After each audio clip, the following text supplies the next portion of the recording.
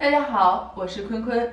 秋冬养生先养肺，肺为娇燥，喜润勿燥。那秋冬季节呢，空气逐渐变得寒冷，又非常干燥，这个时候呀，我们的肺部容易受伤。肺呢是身体上面非常脆弱的一个器官。那如果肺脏呢不太好的话，就容易风寒感冒，容易久咳不愈。所以呢，这个时候也是我们养肺的好时机。那今天呢，给大家分享一个养肺要穴，叫做天突穴。天突穴呢，是我们的胸腔开在外面的一个烟囱，是我们气机出入的一个要道。它的位置呢，就在我们的喉咙的正下方，在两个胸锁骨中间的这个连线处。你可以用大拇指的指腹向下去按住，这就是我们的天突穴了。天突穴呢，能够通利肺气，使之爽利通畅。对于咳嗽、咽喉肿痛、有哮喘或者额逆有非常好的效果。